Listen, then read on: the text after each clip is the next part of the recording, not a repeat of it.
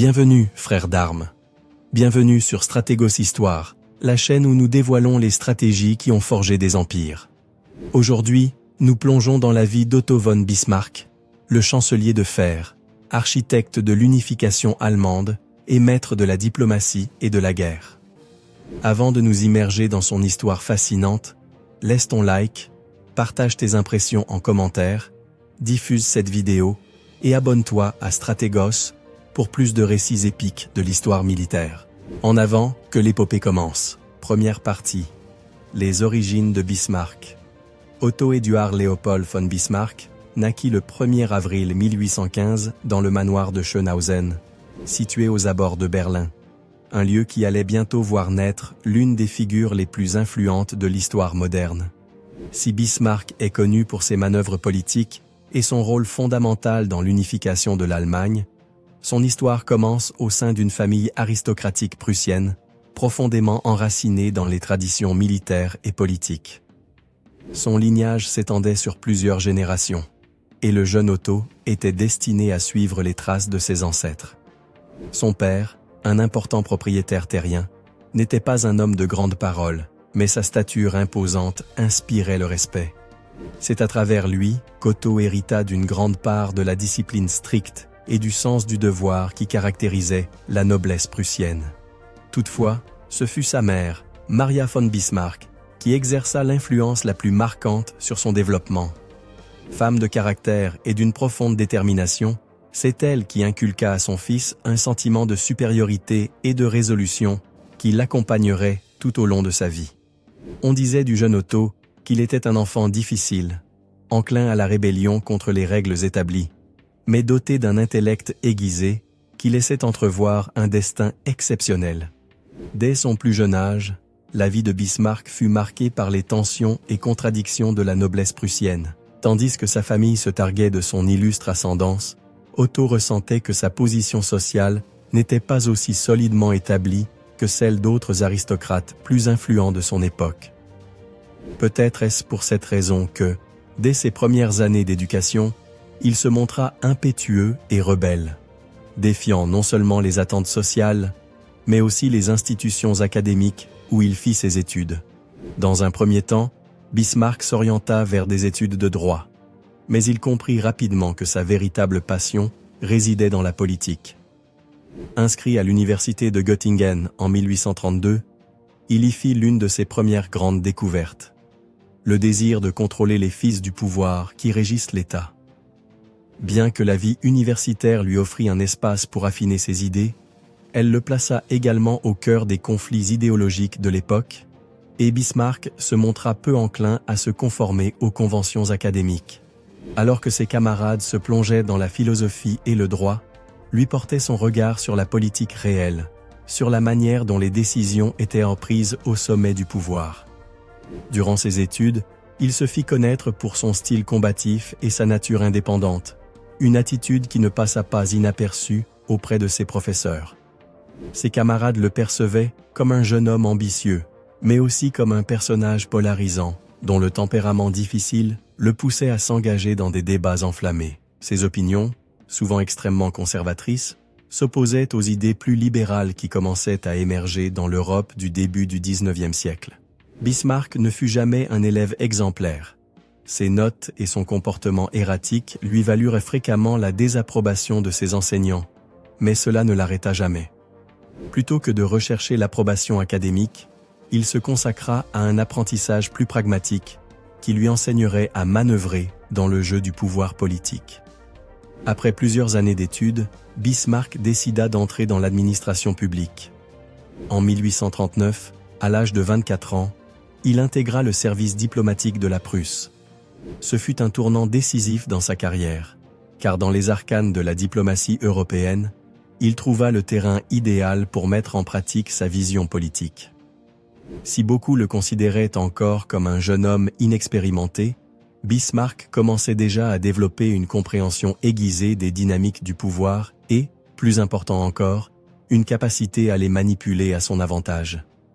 Au cours de ses premières années dans la diplomatie, Bismarck fut témoin des tensions qui dominaient le continent européen. Tout au long de sa carrière diplomatique, et plus tard en tant que chancelier, il sut identifier les failles dans les relations entre les grandes puissances et exploiter ces fractures à son profit. Malgré son jeune âge, l'expérience acquise dans les couloirs du pouvoir lui permit d'emprunter un chemin qui mènerait d'abord la Prusse, puis l'Allemagne, vers une ère de suprématie européenne. Dès cette période, ses ambitions allaient bien au-delà de son rôle de diplomate. Il visait l'objectif ultime de l'unification des États allemands. Mais cet objectif ne se réaliserait pas immédiatement. Avant d'y parvenir, Otto von Bismarck allait devoir naviguer dans les eaux tumultueuses de la politique prussienne, négocier avec les grandes puissances et surtout surpasser ses rivaux, dont certains ne soupçonnaient même pas que ce jeune diplomate serait capable de mener à bien ses ambitieux desseins. Deuxième partie, l'ascension au pouvoir. Bismarck, homme ambitieux et fin stratège dès sa jeunesse, ne tarda pas à découvrir que le chemin vers le pouvoir en Prusse était semé d'embûches. Après ses années de formation en diplomatie, sa première grande promotion arriva en 1847, lorsqu'il fut nommé délégué à la Diète fédérale d'Allemagne, l'organe réunissant les représentants des États allemands. Dans ce nouveau rôle, Bismarck dut trouver un équilibre délicat entre les différentes forces qui façonnaient alors le paysage politique de la région, l'aristocratie, les libéraux et les revendications croissantes de changement qui parcourèrent l'Europe. Bien que la révolution de 1848 se fût répandue à travers tout le continent, Bismarck resta fidèle à sa croyance en l'ordre et en la stabilité que représentait la monarchie.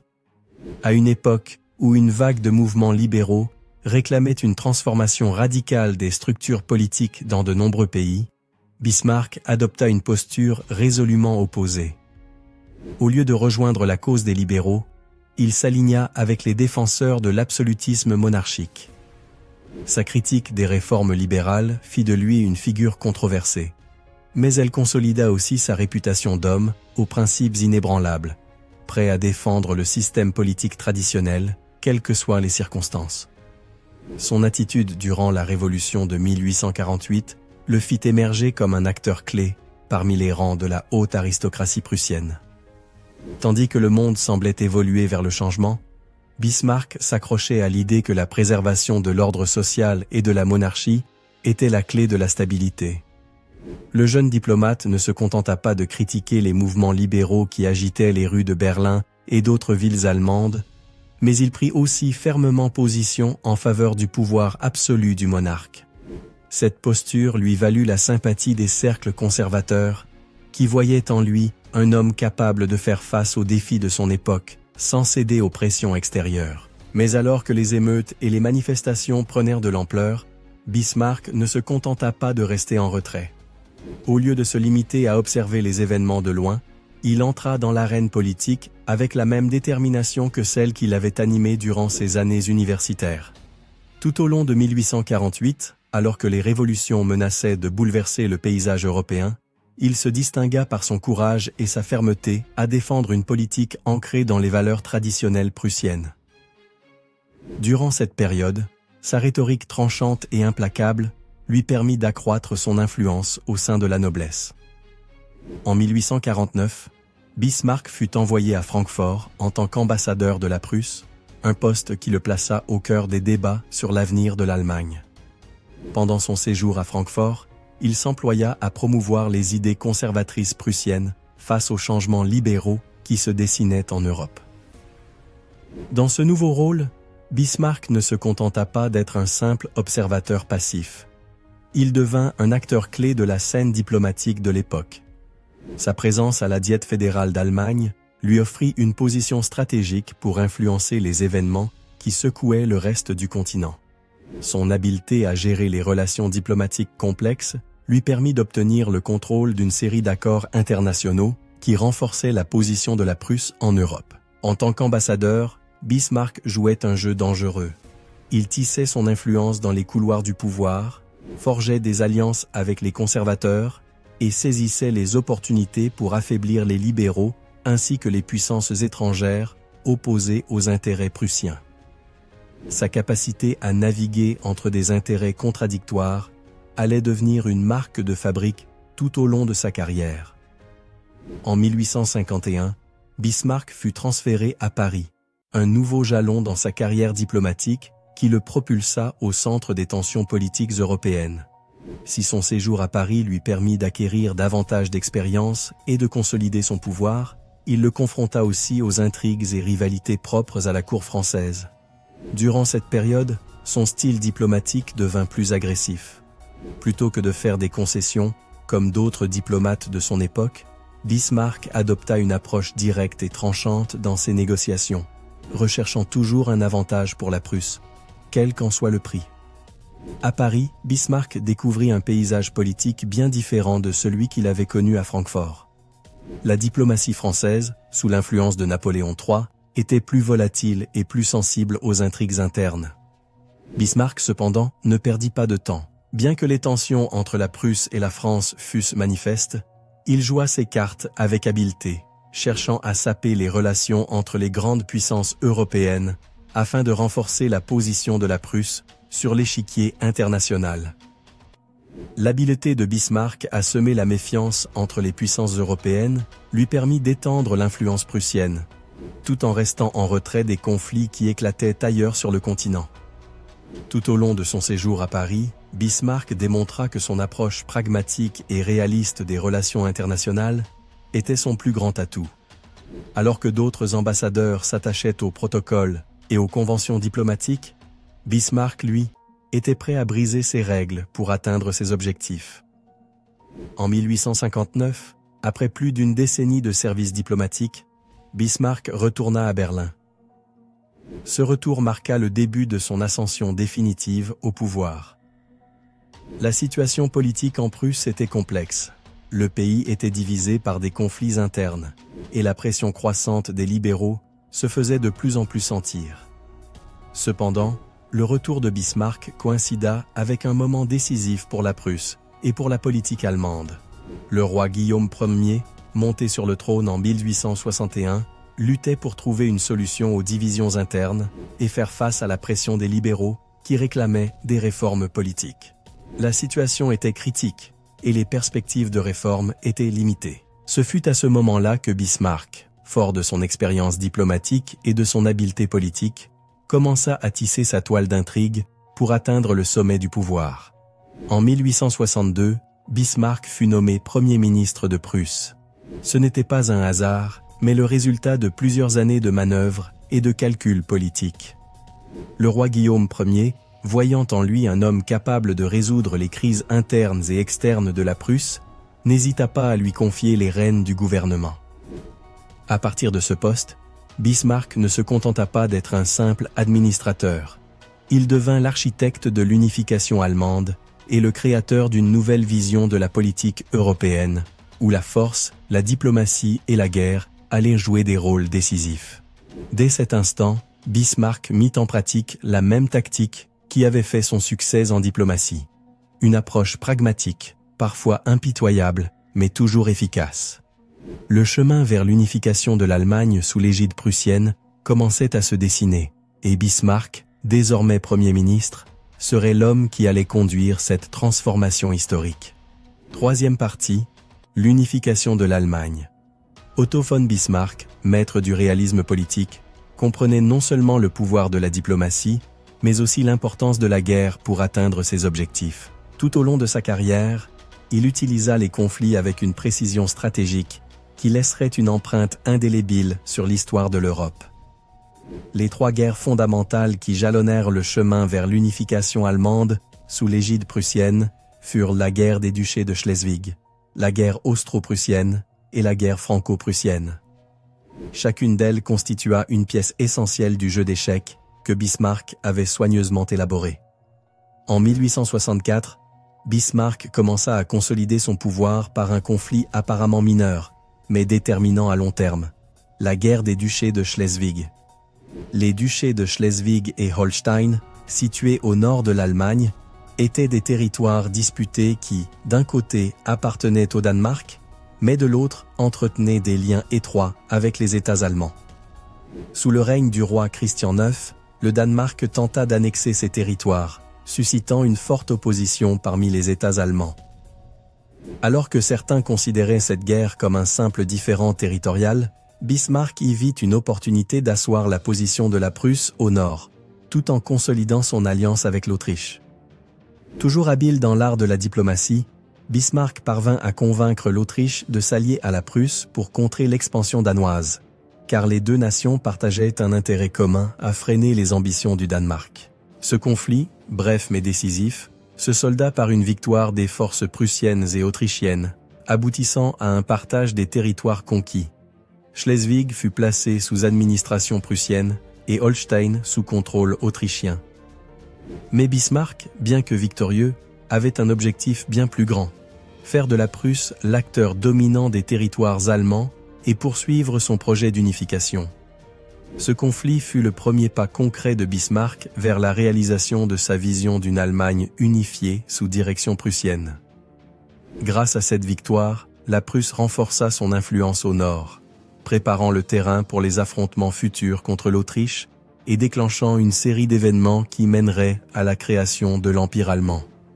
Cependant, l'alliance avec l'Autriche ne devait pas durer. Au cœur du plan de Bismarck résidait l'idée d'écarter l'Autriche des affaires allemandes afin de consolider la suprématie prussienne. En 1866, il utilisa habilement les tensions diplomatiques et territoriales entre Prusse et Autriche pour déclencher la guerre austro-prussienne, un conflit qui marquerait la fin de l'influence autrichienne dans les États allemands. Manipulant une fois encore les différends concernant le contrôle de Schleswig et Holstein, Bismarck provoqua l'Autriche. Après la guerre contre le Danemark, la Prusse administrait Schleswig, mais Holstein demeurait sous autorité autrichienne, ce qui était une source constante de tension. Le roi Guillaume Ier, sous pression de ses propres libéraux pour engager des réformes, trouva en Bismarck un stratège prêt à résoudre définitivement le problème autrichien. Au lieu d'opter pour une résolution diplomatique, Bismarck choisit la guerre.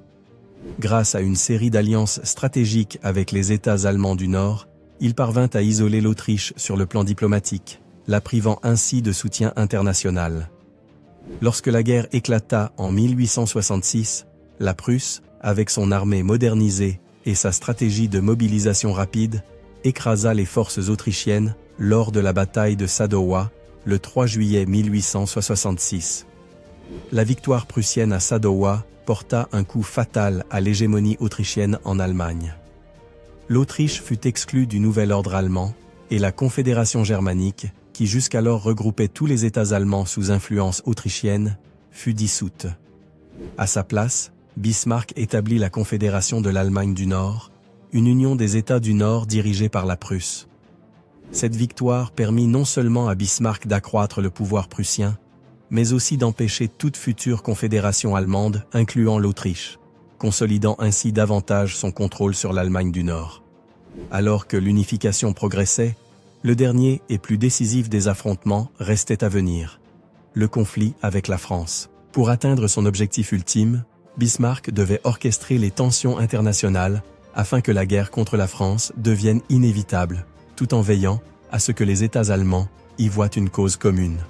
En 1870, il réussit brillamment cet exercice de manipulation diplomatique et politique, provoquant la guerre franco-prussienne. Depuis plusieurs années, les tensions entre la Prusse et la France ne cessèrent de croître. Napoléon III, empereur des Français, voyait d'un mauvais œil l'ascension de la Prusse en tant que puissance dominante en Europe.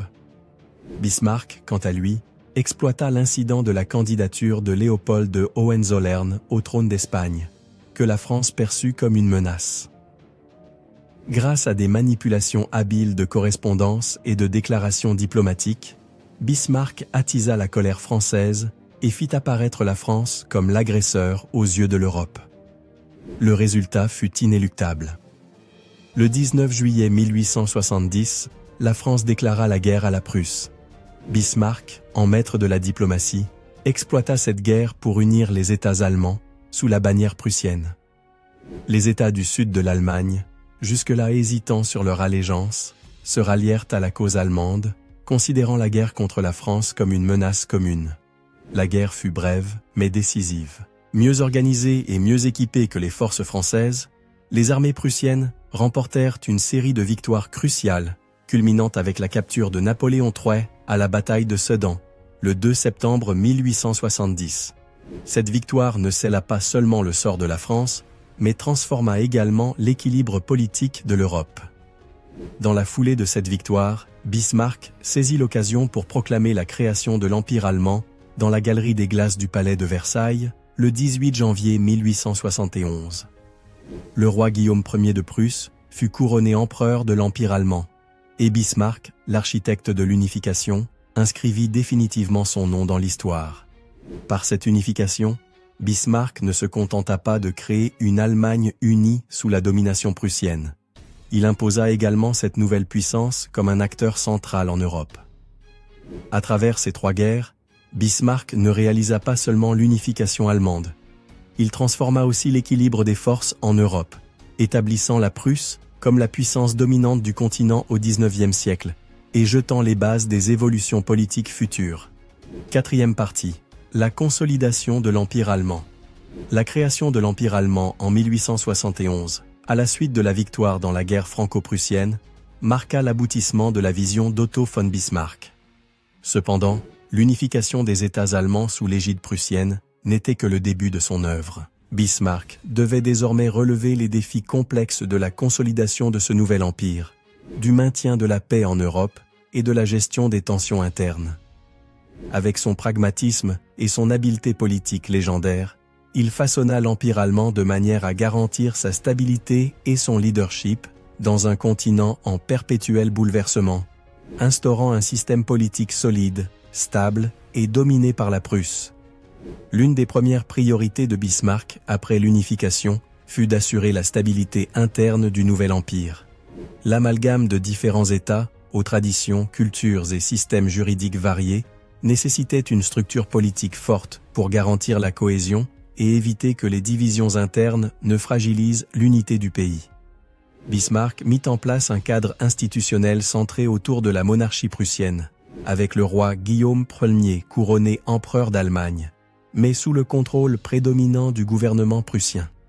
Bien que la constitution de l'Empire allemand garantît une certaine autonomie aux États du Sud, Bismarck veilla à ce que la Prusse conserve le dernier mot. La figure de l'empereur, bien que revêtant un rôle symbolique, était soutenue par un chancelier qui ne répondait qu'à lui, et non au Reichstag, le Parlement. Cette concentration du pouvoir entre les mains de la Prusse permit à Bismarck de maintenir un contrôle effectif sur les décisions clés, sans que les tensions internes entre les différents États allemands ne puissent remettre en cause son autorité. Cependant, la stabilité de l'Empire ne dépendait pas uniquement du pouvoir politique et militaire. Bismarck comprenait que pour garantir la paix et la cohésion interne, il fallait également répondre aux problèmes sociaux qui menaçaient la stabilité de l'Empire. Les mouvements ouvriers, en particulier ceux des classes populaires, prenèrent de l'ampleur, réclamant des réformes du travail, de meilleures conditions de vie et une reconnaissance accrue de leurs droits. Dans un revirement surprenant, Bismarck adopta une série de réformes sociales considérées aujourd'hui comme novatrices. Conscient que les revendications des travailleurs ne pouvaient être ignorées sans risquer des troubles sociaux, il mit en place un système de sécurité sociale, un ensemble de mesures protégeant les ouvriers en cas de maladie, accident du travail et retraite. Ces réformes, appelées assurances sociales, avaient pour but d'apaiser les tensions sociales et de freiner l'influence grandissante du socialisme. Bismarck redoutait que le socialisme, et en particulier le mouvement ouvrier qui gagnait en influence dans toute l'Europe, ne vienne menacer l'ordre établi. Avec la question du Kulturkampf, la lutte contre l'Église catholique encore récente, il savait que le maintien de la paix sociale était une priorité absolue. En proposant ces réformes sociales, il ne se contentait pas de répondre aux revendications des travailleurs. Il cherchait aussi à limiter l'essor des mouvements socialistes, tout en projetant l'image d'un gouvernement impérial soucieux du bien-être de la classe ouvrière. Cette approche, bien que pragmatique, ne fut pas exempte de critiques. De nombreux socialistes estimaient que ces réformes étaient insuffisantes, tandis que certains conservateurs les considéraient comme un pas dangereux vers la socialisation de l'État. Pourtant, Bismarck parvint à naviguer entre ces deux fronts, mettant en place des réformes qui, sans résoudre tous les problèmes sociaux, consolidèrent le soutien populaire et garantirent une paix sociale relative dans l'Empire allemand durant ces premières décennies. La politique étrangère de Bismarck fut un autre pilier fondamental dans la consolidation de l'Empire allemand. Il comprenait que la priorité absolue était d'éviter un conflit armé qui pourrait menacer la stabilité du nouvel empire. Après plusieurs années de guerre, il souhaitait désormais préserver la paix, du moins temporairement, afin de renforcer le pouvoir de l'Allemagne et d'empêcher les puissances étrangères, en particulier la France, de remettre en question les acquis de l'unification. L'objectif principal de Bismarck en matière de politique étrangère était d'empêcher un affrontement avec les autres puissances européennes, en particulier la France, qui venait d'être vaincue dans la guerre franco-prussienne. Il savait que si la France parvenait à reconstruire son armée et son influence, elle chercherait à se venger de l'Allemagne, mettant en péril la stabilité européenne. Pour contrer cette menace, Bismarck élabora un système d'alliances stratégiques visant à isoler la France et à maintenir les autres puissances sous contrôle. L'une des alliances les plus importantes fut la Ligue des Trois Empereurs, réunissant l'Allemagne, l'Autriche-Hongrie et la Russie. Cette coalition visait à maintenir la paix en Europe de l'Est et à empêcher la France de briser l'équilibre des puissances. Bien que les relations entre la Russie et l'Autriche-Hongrie fussent souvent tendues, en raison de leur rivalité dans les Balkans, Bismarck réussit à maintenir l'unité de la Ligue pendant plusieurs années, usant de ses talents diplomatiques pour apaiser les tensions entre ces deux grands empires. Outre la Ligue des Trois Empereurs, Bismarck mit en place la Triple Alliance avec l'Autriche-Hongrie et l'Italie, afin de contenir la France et de stabiliser l'Europe. La Triple Alliance constitua l'un des piliers de la politique étrangère allemande pendant plusieurs décennies, bien qu'elle se disloqua lorsque l'Italie rejoignit l'entente pendant la Première Guerre mondiale en 1915. Malgré cela, la capacité de Bismarck à forger des alliances et à manœuvrer sur la scène diplomatique permit à l'Allemagne de jouir d'une longue période de stabilité relative. Si la politique étrangère de Bismarck consolidait la position de l'Empire allemand en Europe, la situation interne restait plus complexe. L'un des plus grands défis qu'il dut affronter fut le Kulturkampf, ou lutte culturelle, un conflit opposant l'État allemand à l'Église catholique. Voyant l'Église catholique comme un obstacle à la consolidation du pouvoir de l'État, Bismarck engagea une série de réformes visant à réduire l'influence de l'Église en Allemagne. Ces lois comprenaient l'expulsion des prêtres étrangers, le contrôle étatique de l'éducation religieuse et la dissolution des ordres religieux. Cependant, Bismarck sous-estima la résistance catholique, qui s'organisa rapidement sous la houlette du Parti du Centre catholique. Bien que certaines de ces réformes aient abouti, la fermeté de ces mesures provoqua une réaction hostile. Face à une opposition croissante, et après les succès électoraux des catholiques en 1874, Bismarck fut contraint de reculer et d'abandonner progressivement les lois du Kulturkampf. Cet échec partiel montra que, malgré son génie politique, Bismarck ne pouvait pas tout contrôler. Un autre défi majeur fut la montée des mouvements socialistes. Bien qu'il eût introduit des réformes sociales, Bismarck resta farouchement antisocialiste. Il considérait le Parti social-démocrate comme une menace directe pour l'Empire et réprima sévèrement les militants socialistes. Malgré la répression, le socialisme ne cessa de progresser. Bismarck, fidèle à son habitude d'alterner répression et concession, oscilla entre la persécution des socialistes et l'adoption de nouvelles réformes sociales. Son objectif ultime restait d'assurer la stabilité de l'Empire allemand et d'empêcher toute remise en cause de l'ordre qu'il avait si habilement construit. Cinquième partie. Le déclin. La chute du chancelier de fer. L'histoire d'Otto von Bismarck est indissociable de la construction et de la consolidation de l'Empire allemand. Pourtant, à la fin de sa carrière politique, la figure de Bismarck dut faire face à un changement radical qui marquerait la fin d'une époque. En 1888, l'accession au trône du jeune empereur Guillaume II donna lieu à un affrontement entre le vieux chancelier et le nouveau souverain. Ce conflit ne se contenta pas de mettre un terme à la carrière politique de Bismarck. Il modifia aussi durablement le destin de l'Allemagne dans les années à venir. L'année de la mort de Guillaume Ier, père de Guillaume II, constitua un tournant décisif pour la politique allemande. Lorsque Guillaume II monta sur le trône en 1888, dans un climat de grande expectative, l'Allemagne était devenue une puissance solide sous la direction de Bismarck. La figure du chancelier était alors le pilier de la stabilité de l'Empire allemand. Grâce à son pragmatisme et à sa vision stratégique, Bismarck avait réussi à maintenir les grandes puissances européennes à distance, évitant à l'Allemagne de se retrouver impliquée dans des conflits inutiles. Mais Guillaume II, malgré son jeune âge et son manque d'expérience en matière de politique étrangère, ne partageait pas la même vision que son chancelier. Guillaume II était un homme impulsif, confiant et surtout ambitieux. Contrairement à son père, Guillaume Ier, qui avait laissé Bismarck gouverner avec une large autonomie, le jeune empereur refusait de suivre aveuglément les conseils du vieux chancelier. Dès le début de son règne, Guillaume II chercha à consolider son propre pouvoir et à prendre directement en main la politique étrangère et les décisions majeures de l'Empire. Cette ambition l'amena inévitablement à s'opposer à Bismarck. L'un des principaux points de friction entre Bismarck et Guillaume II fut la politique étrangère.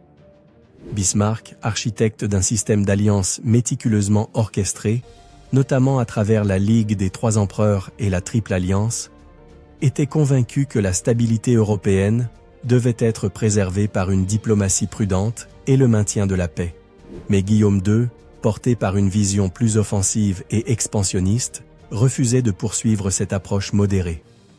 Le désaccord le plus marquant entre Bismarck et Guillaume II concerna la politique envers la Russie. Durant son mandat de chancelier, Bismarck avait mis en place une série d'accords garantissant une paix relative entre la Russie et l'Autriche-Hongrie, mais en 1890, Guillaume II décida, de son propre chef, de ne pas renouveler le traité de réassurance avec la Russie.